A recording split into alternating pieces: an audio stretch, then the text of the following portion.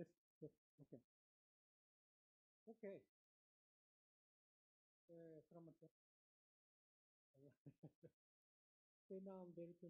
Dengan Anda, terima kasih sudah datang hari ini ke workshop Dr. Yoshi.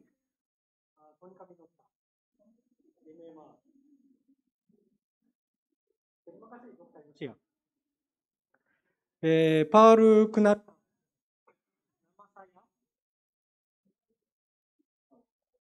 nama saya. Nama saya Kensuke Shimazaki ya. Saya orang Jepang. Saya sedang kerja di Konica Healthcare Division Indonesia. Saya sekarang tinggal di Jakarta. Keluarga nanti ke Jakarta. Sekarang keluarga di Jepang. Anak perempuan saya dua. Istri saya satu. No, tidak. Satu.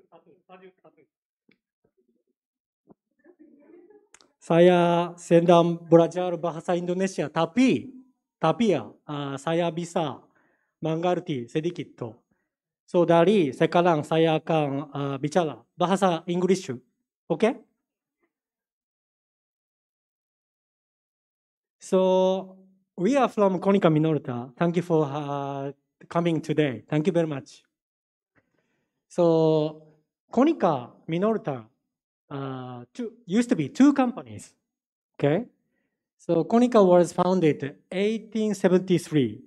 Okay, with photographic and then lithographic materials. And the Minolta founded 1928 on camera business. And 2003, Konica and Minolta, two companies merged. Okay. Then Konica used to produce camera, the film. But 2006, we withdrew camera business. Okay. Then our Konica Minolta portfolio mainly made by 4 products. One is office business, copy machine, okay, and then professional printing, and then industrial business, and then healthcare. Now we are belonging to, like we are taking care of ultrasound. So this is a overall like a picture of Konica Minolta healthcare business. So we have a X-ray related LDR, ultrasound, and PACS business. And then we have like a cloud ICT platform. Okay. Then many hospitals are connected by ICT platform in Japan. Also, we are entering the market AI. We are developing AI materials. Okay. Then also we are taking care of precision medicine.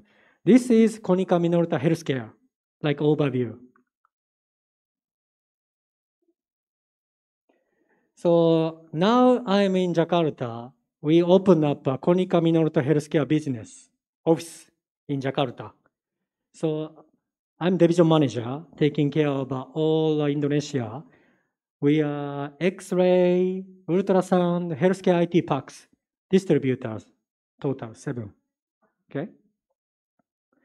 So today we're going to introduce our Konica Minolta ultrasound. Okay?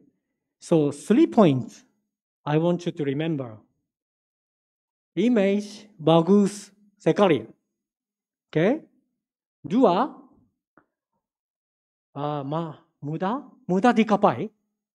Simple operation, mudah dicapai. And made in Japan. Okay? Pure made in Japan. Okay?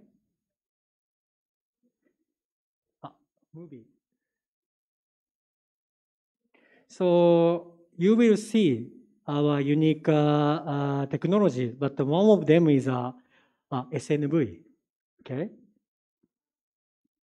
So as you can see, we can cover. Okay, you can experience later on. Okay. Also here we have a camera link. So with having this camera, you can record like a movie, images, also voice. Okay, so later on, you can see such a recorded movie and image for like also education purpose, maybe talking to your patient. That is really, really unique. Then you can also make a report by this camera link function. So when you make a presentation, you can already use saved image. Okay. Okay. Thank you very much. Terima kasih.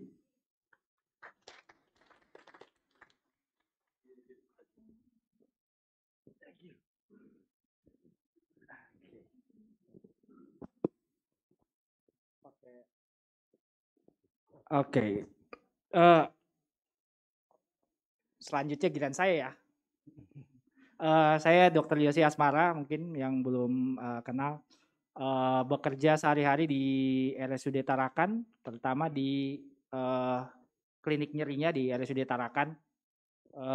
Sudah bekerja sebagai seorang pain intervensi kurang lebih mulai 2013, berarti 10 tahunan lah, kurang lebih hampir 10 tahun. Ya, cuma masih bius.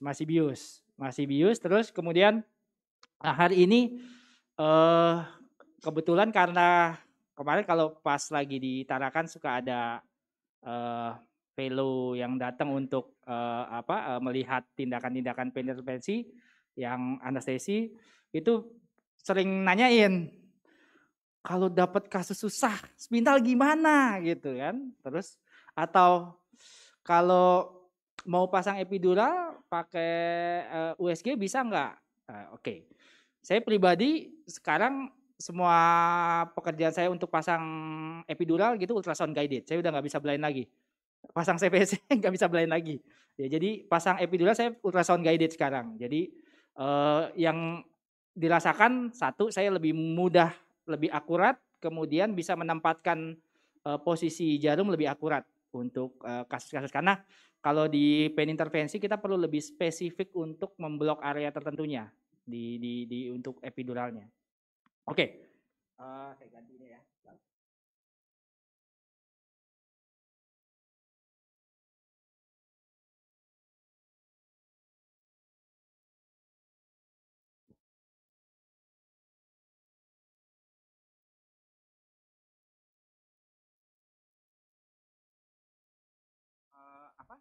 Langsung praktekin gitu ya. Kalau gue lepas pasti kan nggak kedengeran kayaknya pakai ini. Oke. Nanti saya presentasi sebentar, kemudian saya coba praktekin ke pasien. Anda juga nanti akan ada 2 tempat, 3 jadi tempat yang Anda bisa coba ya, sehingga di rumah pulang nggak sia-sia datang jauh-jauh ke Konas ya, gitu ya, bisa kerjain. Oke.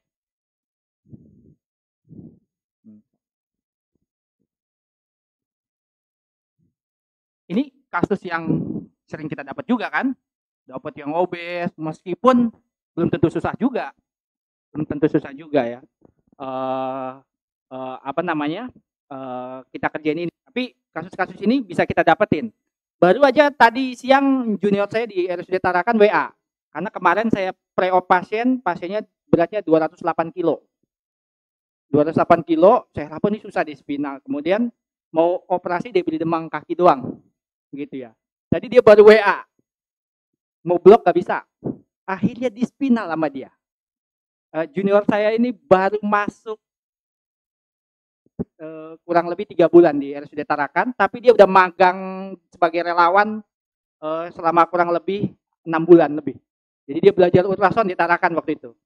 Yang saya cukup mengejutkan, dia bilang berhasil saya spinal bang, pakai jarum Stimuplex. Karena nggak nyampe jarum itu, dia pakai jarum Stimuplex yang 22, pakai ultrasound guided. Kaget saya. Waduh, ternyata junior saya udah mencoba memakai dan berhasil, dia bilang. Saya senang banget sih kayak gitu ya. Jadi kasus itu akan datang, kasus-kasus kayak gini akan datang. Atau Anda spinal pasiennya nggak gemuk tapi nggak dapat, ya kan? Mau di GA malu sama operator, gitu kan? Ya itu sering tuh kayak gitu. Kita lihat. Yang terpenting buat kita sebenarnya kalau kita mau melakukan spinal atau epidural, kadang-kadang yang kita lupa itu adalah anatomi sebenarnya. Semua tindakan anestesi, tindakan pain intervensi sebenarnya dasarnya adalah harus kuat di anatominya. Kalau Anda kuat di anatominya, Anda bisa kerjakan apapun ya dengan ultrasound atau kalau fluoroskopi. Ya, tapi saya selalu tekankan bahwa belajarlah anatomi dengan benar, gitu ya, sekuat mungkin. Ini adalah anatomi tulang belakang, pertama lumbal. Anda harus tahu bahwa ini sakrum, ini tulang corpus vertebrae. Nah, ada beberapa bagian-bagian yang waktu kita anestesi kita nggak hafalin. Kita cuma ngapalin apa? Ya, lumbal, terus sakral gitu ya. Tempat Anda spinal ini, Anda tahu nggak namanya apa? Interlaminar foramen. Ya, interlaminar. Diambil dari mana? Nah, Anda harus tahu. Yang Anda tahu pasti proses spinosus tahu dong. Proses transversus tahu dong. Ya. Ini ada join di sini, facet join. Nah, itu nggak pernah dibahas tuh di anestesi. Ya, facet join. Interlaminar juga nggak pernah dibahas, taunya epidural. Padahal epidural itu ada dua. Ada yang interlaminar. Kalau kita di PN intervensi, epidural nggak dari sini, tapi dari samping sini. Ke nerve root-nya, selektif epidural namanya. Ya, jadi nggak pernah dibahas waktu kita jadi anestesi kan, waktu bio gitu ya. Nah, terus kenapa nih namanya interlaminar? Karena dia membatasi dua lamina namanya. Jadi kalau di sini proses spinosus, ini adalah lamina, ini adalah facet join, ini adalah proses transversus. Ya, itu dulu yang harus dipahamin. Karena nanti di slide berikutnya harus paham tentang itu. Oke. Untuk scanning ultrasound ada beberapa view yang Anda bisa lakuin. Ada yang transverse view, ini transverse view. Kemudian median sagittal. Kemudian parasagittal. Satu lagi adalah ini namanya parasagittal oblique. Ya, jadi Anda akan melakukan scan ultrasound dengan cara-cara itu. Ada transverse, kemudian sagittal, median. Kalau Anda geser ke lateral dikit, namanya parasagittal. Atau kalau nyepinal namanya paramedian kan. Ya, parasagittal. Kemudian kalau Anda tilting sedikit USG-nya, prop USG-nya namanya parasagittal oblique. Oke. Saya mulai dengan sagittal scan. Ya. Saya coba kasih gambaran supaya Anda gampang menghafalnya. Gue tuh orang yang susah ngapalin sesuatu. Jadi gue berusaha membuat kayak gambar untuk memudahkan mengingat. Oke. Ini kalau kita lihat posisi pasien. Kalau Anda mau melakukan sebagian besar spinal duduk ya? Duduk atau duduk ya? Sebagian besar duduk. Oke. Ya.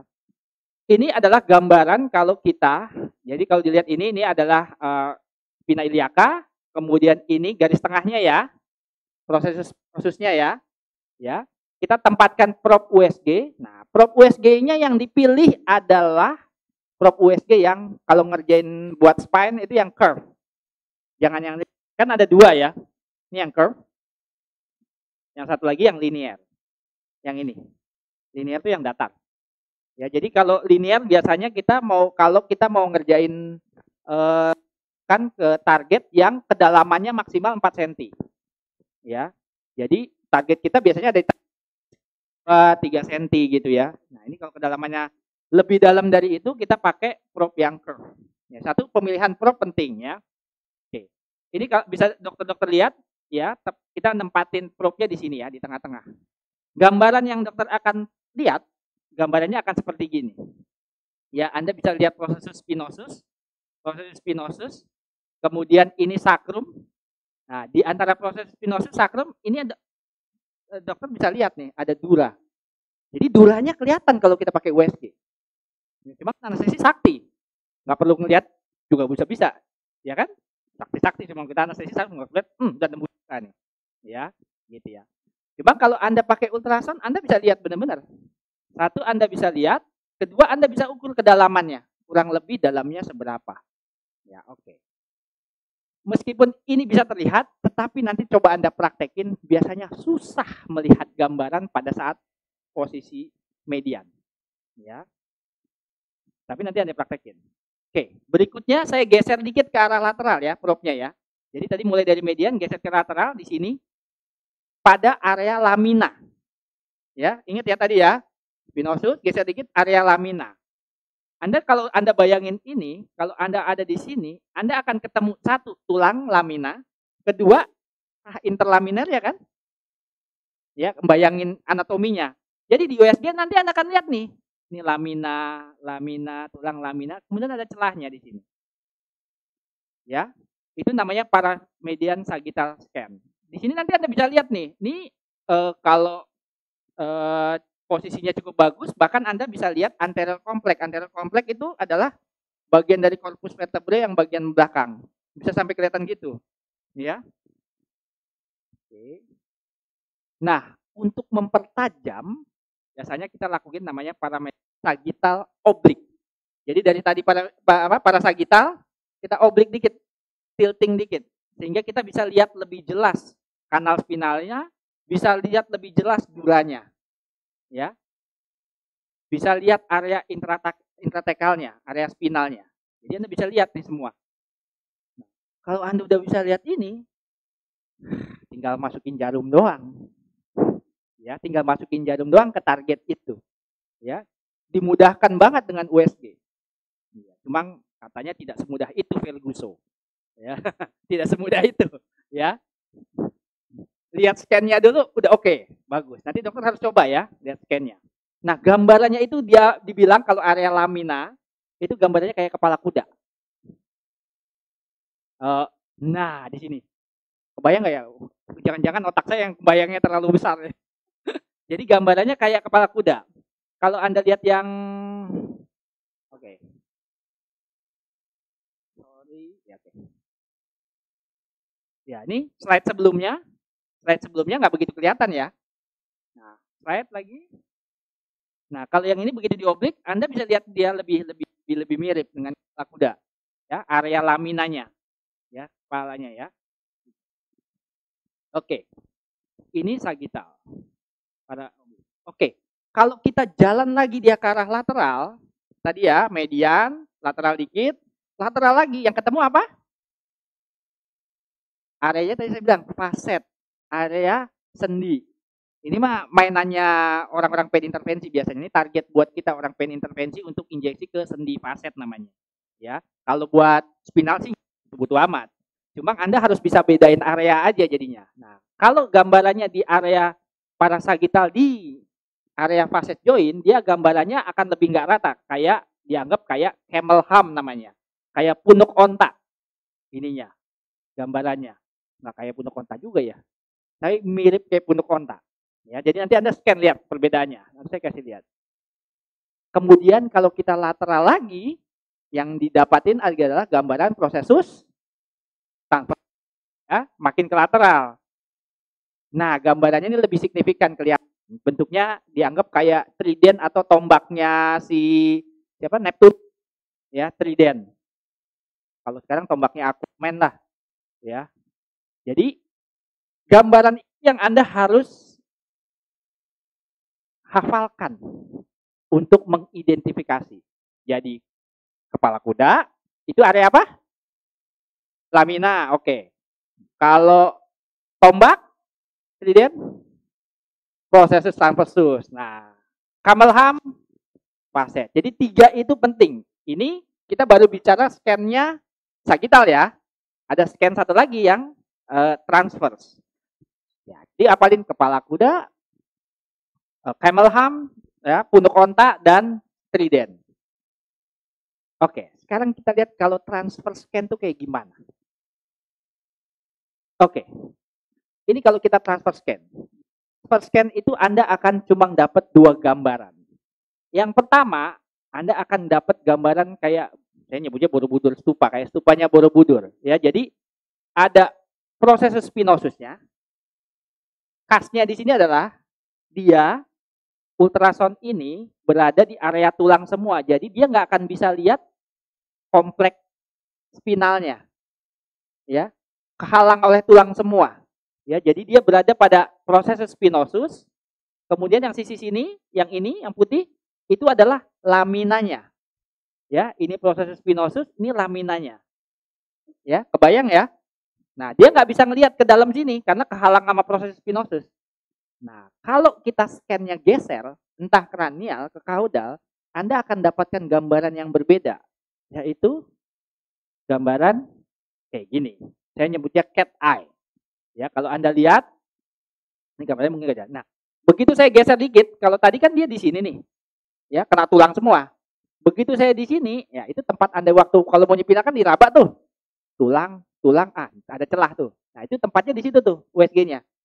Nah, Anda akan bisa lihat nggak bedanya? Ini midline-nya, Anda bisa lihat garis putih ini, bagian depannya. Jadi dia bisa nembus sampai dalam, sampai rongga spinal ini, rongga spinalnya ini. Anda bisa lihat, kalau Anda beruntung, Anda bisa lihat kayak ada pulsasi di spinalnya. Ya, jadi Anda bisa lihat ini. Nah, yang kepala kucingnya itu mana ya? Saya kasih lihat deh. Nah, ini ya, gambarannya lihat ya. Kayak proses spinosus, tapi sebenarnya ini adalah ligamentum yang Anda tembus tuh kalau spinal. Interspinosum, flavum, itu. Ya, ini. Nah, ini khasnya ini ada ini. Kelihatan di bawahnya. Jadi kalau saya gambarin, jadi gini. Ini adalah tadi interspinosus ligament. Yang ini bentuknya kayak gini, ini adalah joinnya. Facet joinnya. Jadi kalau saya gambarin, dia gambarnya kayak gini jadinya. Nah ya. Satu lagi. Yes. Bingung bayanginnya ya. Satu, bayangin mulutnya dulu. Kalau ada gambar, harus ada dapat ini gambaran ini, mulut ini. Artinya Anda di ruang interspinos. Baru Anda harus cari gambaran gini kayak matanya nanti di depan, kanan kiri yang sama. Ya. Kalau tadi kan proses spinosus ininya apa? Lamina. Ya, kalau ini adalah facet joinnya. Ya. Karena facet join dia lihat, Anda bisa lihat ada celahnya. Fellow saya ngomongnya, lebih cocok ini dok, mata barongsai. Oh iya benar juga. Mata barongsai itu yang bulat terus ada ininya, celahnya, sipit-sipit gitu kan? Ya, lebih cepat, lebih cepat itu sih kayaknya. Oke. Ya jadi di transverse apa yang Anda harus hafalin 2 ini. Gambaran stupa sama gambaran cat eye. Kepala kucing. Ya. Itu aja tadi yang posisi sagital apa aja? Gambarannya? Apa? Kuda, kepala kuda. Nah, kalau ini transverse, ini yang Anda harus lihat. Nah, gimana sekarang kerjainnya? Ya, gimana sekarang kerjanya ini? Salahnya di sini, gimana ngerjainnya? Jadi, kita bisa ngerjain spinal atau epidural dengan guidance sebagai guidance, USG-nya sebagai guidance, atau USG sebagai marker.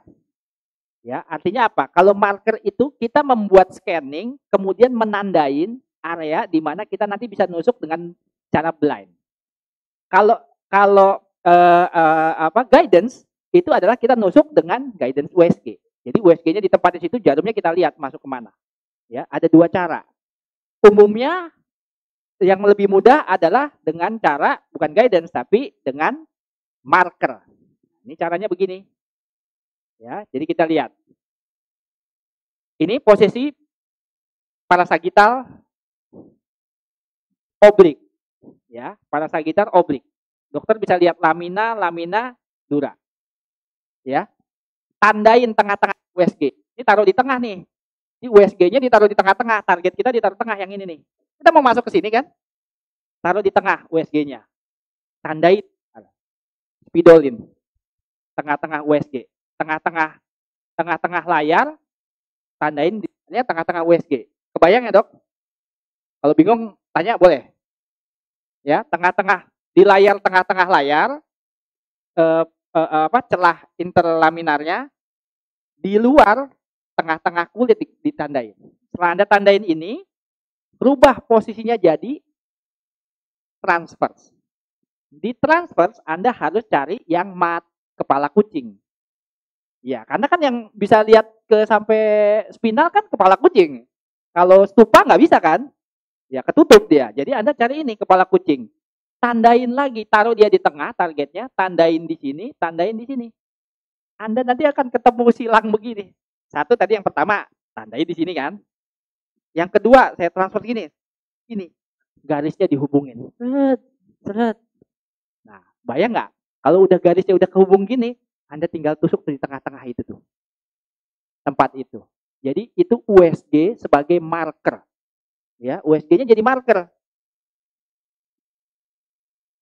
Tengah-tengah probe. Tengah-tengah layar adalah tengah-tengah probe. Jadi harus sama gitu ya.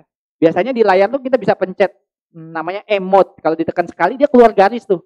Jadi bisa jadi panduan kita. Oh, tengah-tengahnya. Nah, di USG ada USG yang ngasih garis, ada yang enggak. Kalau ada yang ngasih garis lebih enak lagi. Atau USG-nya kalau kita punya kita bikin garisnya. Ya, jadi kita bisa nandain nanti di luar tepat. Setelah itu spidolin hubungin, ya. Nah, ini setelah itu lihat ya, udah digambar dan biasa. Karena udah tahu. Kalau tadinya Anda nggak punya bayangan mana sih celahnya gitu, kemudian Anda udah lihat garis itu, oh ini areanya sini. Anda akan lebih punya gambaran untuk nyipinal lebih gampang. Karena udah punya target, ya. Gitu ya. Anda boleh scan di beberapa level, boleh. Ya, L5S1, L45 gitu ya. Saya tuh sekarang paling senang kalau spinal Anda di mana? L45 ya. Rata-rata L45 megang ini L45 kan. Aku tuh paling senang sekarang di L5S1. Kenapa? Kalau pasiennya skoliosis, yang efek itu di L5S1. Dia miring-miring di atas gitu, di bawahnya L5S1 tetap terfiksir kayak gitu biasanya. Ya nggak terlalu berubah banyak. Makanya saya lebih senang kalau ada skoliosis saya cari L5S1-nya. Ya, spinal di situ. Jarang berubah, bukan berarti tidak berubah ya, jarang berubah. Ya, jadi habis ditandain tadi spinal biasa. Satu lagi, nah ini tadi ya para median vote. Satu lagi bisa aja guidance-nya kayak gitu para median udah kelihatan Anda spinal habis itu. Tapi ini susah banget. Aku udah nyoba susah juga. Ya karena kita nggak in plane namanya. Jadi jarumnya cuma kelihatan kayak titik doang. Itu susah sekali. Ya buat apalagi yang buat pemula itu susah sekali. Bagusnya adalah in plane, jangan out of plane. Ini out of plane nih dari sampingnya. Ya. Nah, jadi biasanya kalau kita mau kerjain dia dengan cara guidance, pasiennya tidak posisi duduk tapi posisi miring. Ya. Tadi slide. Nah, nih posisi miring. Ya, posisi miring dicari kayak tadi, ya, para median oblik, kemudian Anda bisa masuk dari sini dari belakangnya ke depan. Ya. Spinalnya jangan pakai 27G. Jarumnya meleot-meleot. Kalau kayak gini. Pokoknya harus 25G ke atas. Ya, jadi ingat itu. Udah begini udah bagus, udah dapat bagus pakai 27G. Enggak dapat. Ya, tusuk ini meleot. Apalagi kalau pemula ya belum bisa ini. Tapi pakai minimal 25G. Ya, 25G itu cukup stiff, juga nggak terlalu besar kalau ini. Ya. Takutnya kan kalau kegedean apa? PDPH. Nggak apa-apa kan? Kemarin saya ngajarin blok. Siapa yang ikut ya? Siapa yang ikut? Ngajarin nggak ada PDPH, blok aja pakai kapas kapas lidi. Nggak ikut ya? Ada yang ikut, ada yang enggak. Nanti kapan-kapan saya iniin lagi. Kemarin tadi saya baru ketemu chief saya tuh Mbak Santi dari Palembang. Baru ketemu. Aku kemarin habis tak kerjain, dapat pasien PDPH, hilang sakit kepalanya. pakai itu kapas lidi, dikasih lidokain, masukin ke hidung, tetesin, udah. Tetesin lidokain. Ya, kan. 5 menit hilang. 5 menit sakit kepalanya hilang. Bukan biasa. Aduh, kemarin aku presentasi di webinarnya ini Konas. Ada beberapa lihat tuh. Itu real pasien. Nah, tadi saya real pasien juga. Dia kerjain. Ya, kayak swab, Dok. Kayak swab, cuma basahin. Ya, kapan-kapan saya ngomong lagi deh soal itu ya. Ya, itu menarik karena Anda jadi nggak perlu ngerjain epidural blood patch. Boro-boro mau ngerjain, nggak pernah kan? Gue juga nggak pernah. Males ngerjainnya kan? Oke. Iya, pastinya itu 5 menit langsung oke. Besoknya oke. Sorry. Nah, jadi ini ya, sekarang kita praktek ya. Saya kasih lihat ya. Minta itu.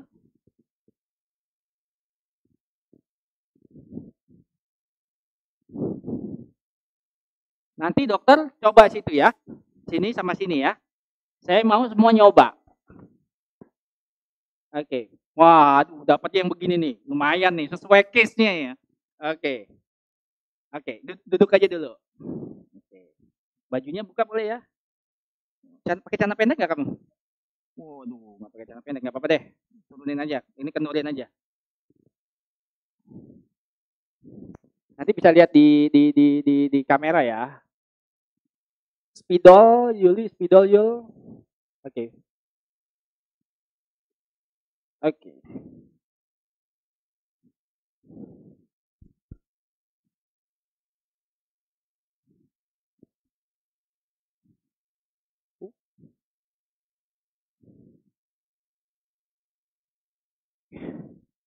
Saya akan mulai ya. Ini kurang dalam. Dalamin lagi. Oke. Ini saya ada di tengah. Di tengah tuh gambarannya nggak jelas. Ya, nggak usah dah. Menemuin otak, lupain aja yang tengah begini ya. Sagital yang tengah. Kita parasagital dikit. Nah, gambarannya udah mulai cakep ya. Ya, ini bentuknya, kranialnya nah ini kranial yang ada K tuh. Jadi, mana sih ini saya? Oke. Ini kranial, ini kaudal. Ya. Ini saya dari tengah, saya paramedian dikit. Nah, ini kalau dilihat, ini adalah yang terakhir nih sakrum. Ya, sakrum. Ini berarti L5. Ini berarti interspinosnya L5S1. Nah, jadi ini bisa kita pakai buat ngitung. Saya mau ngerjain di L51 apa? L45, saya naik lagi. L34. Nah, bisa Anda mau ke atas juga bisa terus. Ya. Jadi dihitung dari bawah L5S1 bisa. Jadi Anda bisa akurat, aku mau kerjain di L45, L34 atau L5S1. Anda bisa lihat kayak gitu. Nah, sekarang kita pakai cara yang marker dulu ya. Oke. Saya mau ngerjain di mana, Dok? L45. Oke. Ini L5S1 ya. L45 saya taruh tengah. Bisa tekan emot nggak? Emot. Sekali aja. Nah, itu ada garis tuh jadinya. Kalau saya tekan sekali ada garis. Kalau saya tekan sekali lagi jadi double, jadi echo. Ya, jangan. Itu saya taruh teketin L45 di sini kan? Nah, kemudian ini kamera lihat. Saya tandain di tengah-tengah ini, di tengah-tengah probe. Ya, saya samain di sini. Nah, kurang lebih di sini. Lihat ya. Saya kelihatan ya. Oke, 1. Sekarang pindah posisi transfer. Ya, posisi transfer. Saya taruh posisi transfer, cari apa? Mata kucing. Kalau ini gambaran apa ini? Ya, ini stupa. Kalau saya gini lagi. Nah, ini mulai mata kucing nih, kelihatan bawahnya. Ya. Belakang dia rapat banget. Nih. Ya, ini mulutnya. Lihat mulutnya. Lihat nggak ini matanya? Ya. Mata barongsai deh berarti lebih cocok kayaknya ya. Ini matanya. Berarti kita ada di area itu tadi, laminar atau interspinos. Kemudian taruhlah ininya di tengah. Udah di tengah ya. Ya. Sebenarnya gambaran ini atau gambaran ini juga nggak apa-apa. Saya pakai gambaran ini juga nggak apa-apa. Stupa. Nih, stupa ya. Karena saya cuma mau tahu tengahnya doang. Ya. Oke. Ya, saya tandain lagi di sini. Saya gambarnya nggak di L51 nih, agak lebih tinggi. Ya, di tengah. Saya tandain lagi gini nih, biasanya saya tandain. Up. Nah, tadi mana tadi gua? Ini gua hilang nih. Nah, ini tadi di sini. Nah, dua ini kan kita bisa panjangin. Ini kurang lebih di sini. Ya, sama sini. Jadi nanti dia akan ketemu. Ya, dia ketemu targetnya di sini. Kalau Anda scan ya biasanya dia akan lihat tuh. Ya, areanya adalah area ini, area L51 nih. L45 ya tadi ya, L45. Ya, jadi Anda bisa lihat tuh di situ. Kalau udah ketemu tandanya begini tadi ya. Jadi enggak ini nih. Anggaplah tadi. Kalau ada udah ketemu tandanya misalkan begini sama tadi ya, sama yang ini. Gara-gara kena jelly dia hilang di situ. Gara-gara ini ke sini, ya Anda tinggal lanjutin, ini lanjutin, Anda ketemu titiknya gitu. Paham ya? Paham ya? Simpel ya. Aku berusaha sesederhana mungkin nih supaya teman-teman paham. Ya, jadi ngerjainnya gampang, jangan rumit-rumit. Jadi itu marker. Udah gini aja nih udah membantunya banyak banget. Ya, jadi angka kegagalan Anda jadi lebih kecil. Dan satu lagi, kalau Anda ngerjain ini, operatornya kagum luar biasa sama Anda. Ya, gitu. Oh, gue susah nih. Sorry, ntar gue ambil USG dulu. Apalagi kalau berhasil. Wah, ini anestesinya jago banget nih. Ya. Jadi dia akan merasa apapun yang terjadi, pasien pasti bisa dispinal sama ini anestesi. Sama dokter anestesinya. Orang dia ngerti pakai USG. Nah, begitu Anda dipercaya gitu, Anda ngomong apa aja sama operatornya gampang. Ya. Gue ngomong apa aja sama operator gampang kadang-kadang gitu. Dia tahu gue bisa kerjain. Dia tahu nggak akan gagal. Ya, apalagi sekarang apa? Mau eras gitu-gitu kan. Ya kan malu juga kalau nggak spinalnya nggak berhasil kan. Pastinya udah kesakitan duluan. Nggak pernah gagal. Aku udah selalu begitu. Begitu nggak dapat, oke bentar ya. Karena saya tahu tiap hari saya bawa USG sih soalnya ya di mobil. Jadi kalau mau ngerjain apapun kalau nggak bisa ya saya biasanya saya USG. Lihat. Atau kita ketemu udah wah gemuk duluan ya udahlah USG aja dulu. Jadi kita bisa ini ya. Mungkin contoh kasus kemarin tuh saya kerjain itu. Nah kalau tahu nyanyi Indonesia itu ada Regina dulu tuh. Regina Idol. Lucu banget nih. Hamil. Kita mau eras waktu itu. Udah saya scan aja dulu tandain. Udah final sekali. Ya. Itu cara tadi yang guidance. Ya, yang marker. Sekarang gimana kalau guidance? Kalau guidance posisinya harus tengkurap. Nah, tapi Anda kan tangan kanan. Ya, usahakan adalah kepalanya di kiri. Tergantung posisi lah. Kalau aku ngerjain dari sini, dari situ, nah dia boleh tiduran ke sini. Tapi aku ngerjain dari sini nih, kepalanya di sana. Supaya tangan kanan kita gampang. Oke, tiduran coba. Miring aja.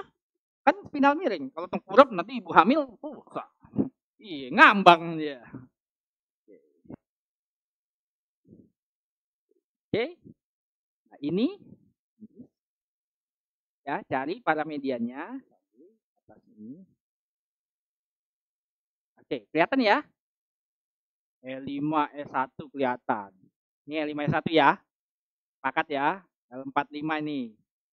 Kita cari yang paling bagus. Nih. Ini bagus banget kenapa? Freeze. Nah, bagus banget karena gue bisa lihat duranya.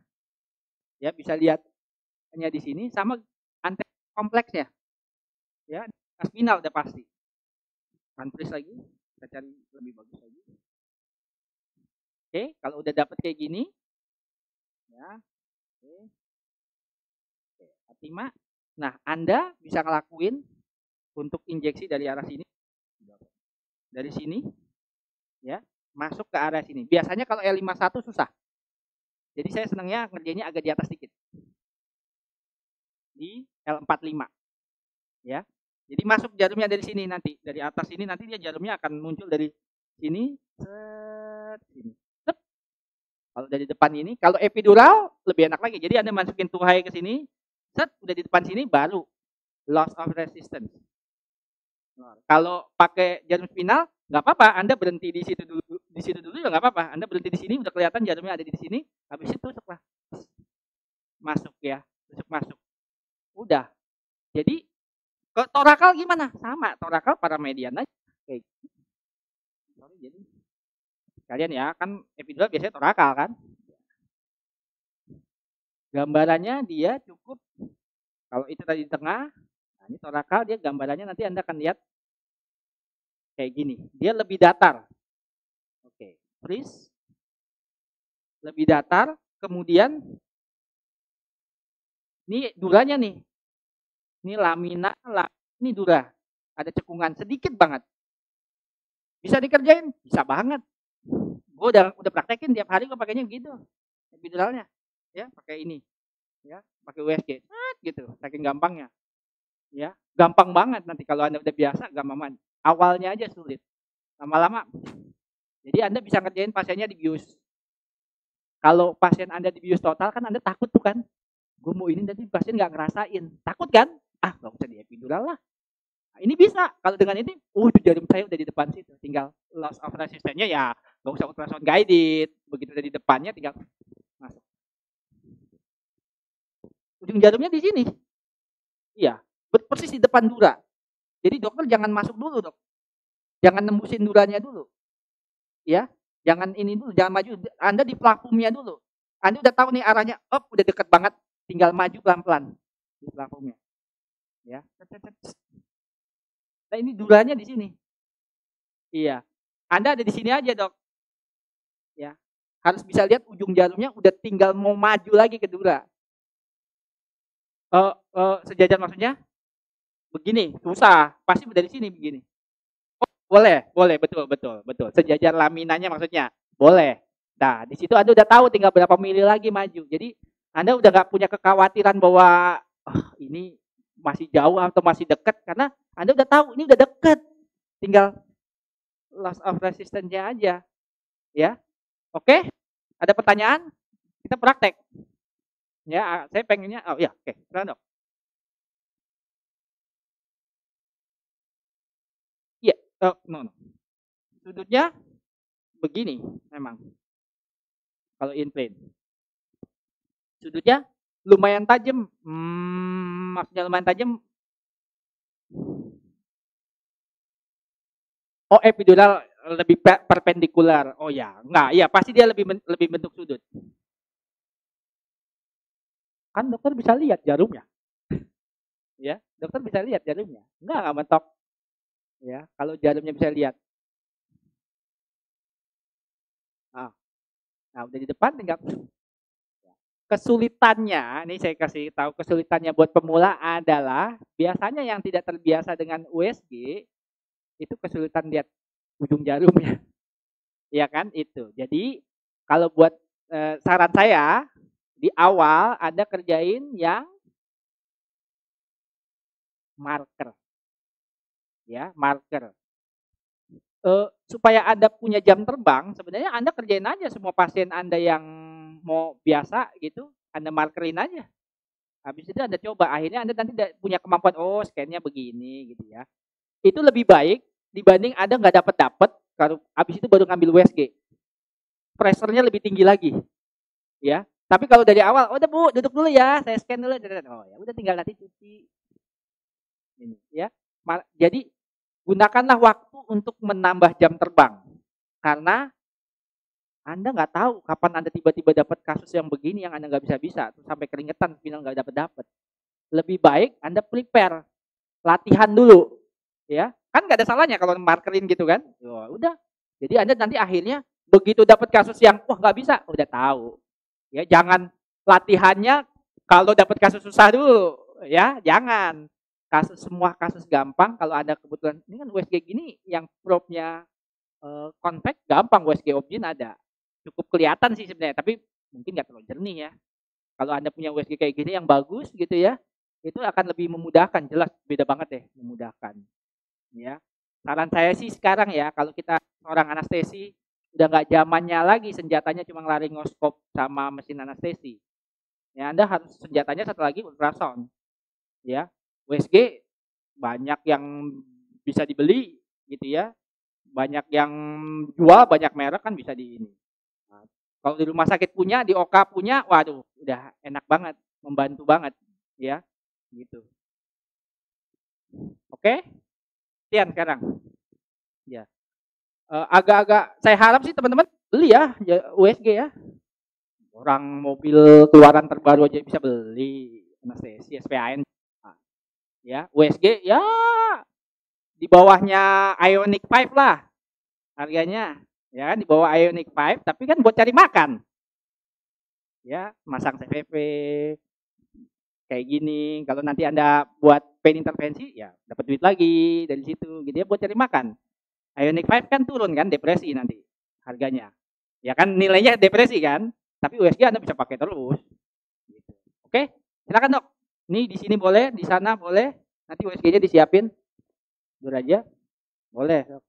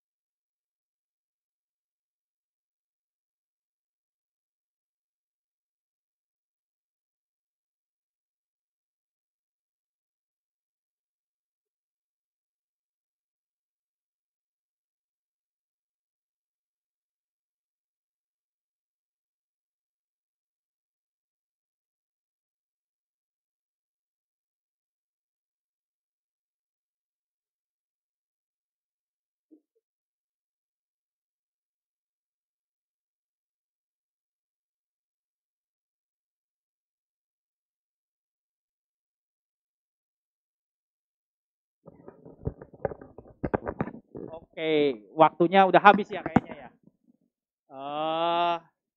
Udah pada nyoba ya semua ya, kurang lebih ya. Jadi saya harap bisa bisa nanti di tempat masing-masing bisa mulai ngerjain ya dari pasien normal minimal di markerin dulu ya. Sambil mengenali USG yang ada di tempat masing-masing kan. Minjem di mana, oh kayak gini. Ada pertanyaan nggak ya? Kesulitannya di mana?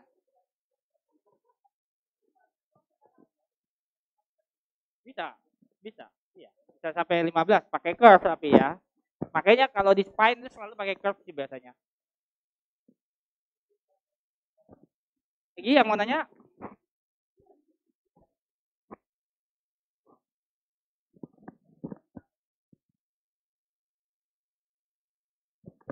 Kalau gitu tadi kalau saya pakai itu ternyata. Tapi kalau nyampe ya enggak. Padahal saya bilang itu di GA aja, ternyata dia takut juga, terus dia coba pakai USG, kayaknya di markerin saya belum dengar dia ngomongnya apa. Tapi akhirnya pakai jarum itu. Dia cuma bilang, dok mohon maaf ya kalau besok pasiennya PDPH. Dia bilang, ya nggak apa-apa kan udah diajarin. Ya di blok aja sphenopalatine-nya. Ya, oke? Nggak ada pertanyaan lagi?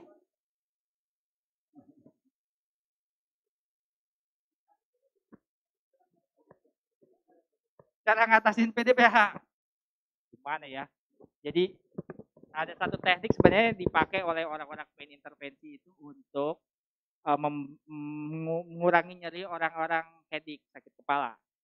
Nah, jadi ada ganglion namanya ganglion sphenopalatine. Letaknya di dalam di tulang tengkorak. Kita biasanya dulu pakai jarum ke dalam. Nah, cumang itu bisa diakses dari hidung. Dia berada di dekat konka media. Jadi kalau kita bisa masukin swab kapas ke rongga itu, dia letaknya di lateral di sini, kanan sama kiri. Jadi kalau kita bisa masukin ke arah sana, kemudian di kapasnya itu dikasih lidokain, ya lidokain, kemudian dipasang, didiemin 5 menit, kadang-kadang saya tambahin tetesan itu bisa memblok sistem sphenopalatine. Sphenopalatine itu adalah ganglion parasimpatis. Orang PDPH itu mekanismenya adalah satu kebocoran dura ya. Waktu dia bocor, tekanan intrakranialnya tiba-tiba turun. Di otak dia mekanismenya tubuh adalah meningkatkan kembali tekanan intrakranial. Caranya gimana? Dengan dilatasi pembuluh darah. Kalau dia dilatasi, ya dilatasi pembuluh darah, dia produksi cairannya akan meningkat, ya sehingga tekanan intrakranialnya diharapin kembali ke semula. Tapi katanya nggak semudah itu. Setelah itu ternyata bisa berkepanjangan, tetap sakit kepalanya muncul, walaupun bocornya sebenarnya udah nggak segitunya. Karena sistem tadi parasimpatisnya udah terlanjur jalan, jadi dia jadi dominan, simpatisnya jadi nggak dominan, jadi dilatasi terus. Ya, jadi begitu kita blok, sistem parasimpatisnya di shutdown, yang dominan sistem simpatis, vasokonstriksi. Itulah yang dipakai, mekanisme itu yang dipakai pada kenapa dikasih kafein ergotamin. Ngerti nggak? PDPH dikasih kafein, suruh minum kopi, menciptakan vasokonstriksi. Nah kalau sphenopalatine itu diblok, vasokonstriksi. Enggak, kalau swab itu ke nasofaring, ke belakang. Jadi dokter harus kerjain 26 derajat ke atas dan ke lateral. Iya. Lucunya, meskipun kena nasofaring, kalau Anda tetes-tetesin, sebagian masuk juga ke sphenopalatine. Kadang mungkin nggak perlu pakai kapas, tetesin aja. Itu ya. Itu efektif. Hah? Boleh gitu ya. Aku pakai lidocaine spray waktu itu, tapi udah susah nyarinya. Pipet mungkin bisa juga ya, tapi aku lebih cenderung kalau kita udah bisa nempel ke situ, saya tinggal tetesin di ininya lidinya kan, dia ngikut dia. Iya, jadi guidance cairannya. Itu efektif banget. Ya maksudnya aku udah beberapa kali ya. Boleh, boleh. Ya, cuma kalau kita pakai itu, aku kemarin ngerjainnya pakai kapas lidi, spraynya pakai lidocaine itu karena itu lebih gede tuh, 10% kalau nggak salah. Jadi kerjanya lebih kuat lagi, gitu ya. Iya, iya. Hah? Levika, levobufakain, kelamaan. Lidocaine dia cukup nge-shutdown doang. Anehnya setelah 2 jam kan dari shutdown balik lagi kasusnya. Udah enggak. Pasiennya besoknya saya videoin, sakit kepala hilang, udah bisa jalan. Pulang ke rumah saya suruh videoin. Bu nanti pulang ke rumah kirim videonya ke saya. Udah nggak ada apa-apa dok. Yang ikut webinar saya tuh lihat tuh pasien 5 menit setelah diblok, 1 hari, setelah pulang semua videonya ada, dia rekam sendiri, one shot, nggak saya ulang. Sama nyeri kepala, oh TK, belum tentu bisa. Tapi kalau vascular problem karena migrain bisa. Beberapa kasus saya dapat vertigo bisa hilang. Vertigo. Fellow saya dulu si Eno saya ajarin itu dibikin bakso sama dia. Bakso nyeri kepala. Sampai dokter neurologi telepon saya, dokter itu diapain sih? Saya ketawa doang. Gila ini sih. Tapi maksudnya luar biasa dia bikin itu. Kepikiran bikin bakso itu. Dok, saya udah bikin bakso. Dia lapor ke saya. Bagus-bagus pasiennya pada bingung. Neurologi sampai telepon saya. Yang kenal, Mas, aku ajarin dong itu diapain. Ketawa. Ya. Sphenopalatine ya, gitu ya. Itu banyak udah mulai ditiruin tuh sama neurologi sama itu sekarang. Ya, itu ya saya ngerjain itu gara-gara kasus itu si PDPH itu. Ada lagi? Pakai apa?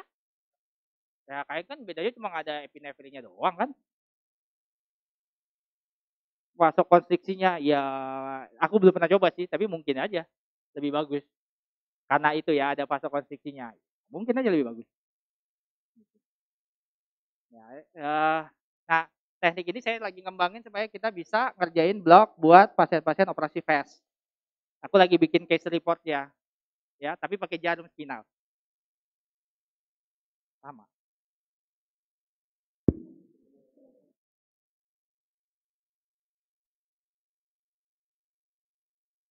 Beberapa hari kan, 2 hari, sehari ya.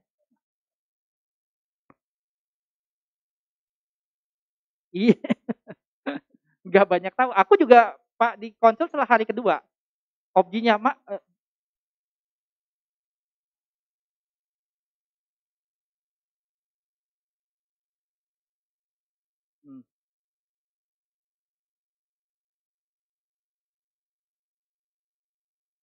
oh, ya itu sih memang ya itu makanya kemarin itu jadi topik itu waktu itu saya bikin di acara Konas ini sebenarnya webinar itu karena itu saya pikir waktu saya ditanya mau bicara tentang apa, gue kan biasanya bicara tentang pain mulu gitu-gitu. Cuma gue mau bicara tentang ini aja karena saya berharap teknik ini dipakai buat teman-teman di daerah.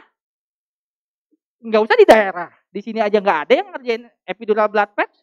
Gue nggak pernah, males aja mau ngambil darahnya masukin, resiko lagi. Belum resiko kalau ntar dura puncture lagi. 2 kali PDP. Iya, pasiennya pasti nolak. Wah, mau dikerjain gitu lagi nggak mau. Iya. Tapi kalau ini dia nggak nolak. Bagus. Ya. Oke. Udah ya. Kalau gitu ya. Kalau ada apa-apa nggak apa-apa. Mau nanya, telepon aja ke saya. Nggak apa-apa. Nanti kalau ya. Oke ya teman-teman ya. Selamat siang. Terima kasih banyak atas atensinya. Oke ya. Oke, selamat sore dokter. Terima kasih dokter. Selamat sore. Di sini kita akan ada kuis tanya jawab dan ada hadiahnya dokter. Jadi kalau misalkan dokter ada yang bisa jawab, boleh acungkan tangan. Pertanyaannya mudah dokter. Yang pertama, fitur untuk memperlihatkan gambaran jarum secara tegas. Oke, boleh dokter.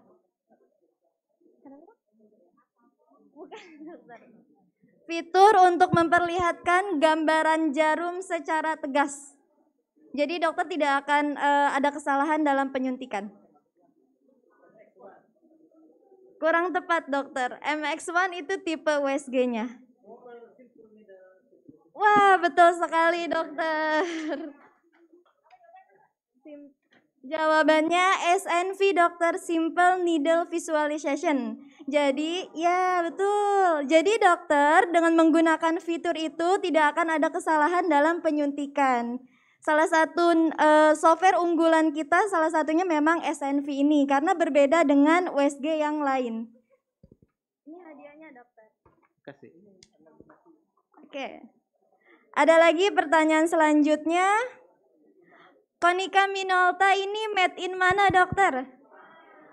Oke, yang belakang dokter ya.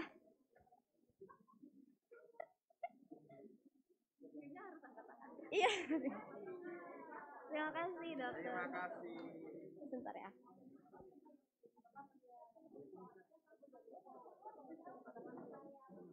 Apa sih mau tanya? Kayaknya enggak, dia mau pulang. Dokter ada pertanyaan Apa? Pertanyaan buat kasih hadiah. Dapat hadiah. Hah, masih pertanyaan? Iya, dokter 2 pertanyaan aja. Banyak banget. Lu mau nanya apaan? Udah diundi aja. Kucing kayak apa gitu, lama gitu. Oh, gitu. Iya, coba dokter. Apa ya pertanyaan? Oke, kalau ngerjain yang epidural atau spinal yang guidance, posisi pasiennya apa? Posisi pasiennya, miring, oke. Itu dulu. Mana tuh? Di bawah. Satu lagi apa ya? Satu lagi, dok. Satu lagi ya. Ada apa nih? Gue mau nanya apa? Oke, ini aja deh. Tadi kan ketemu gambaran kepala kucing. Nah, matanya itu bagian apa sih? Faset.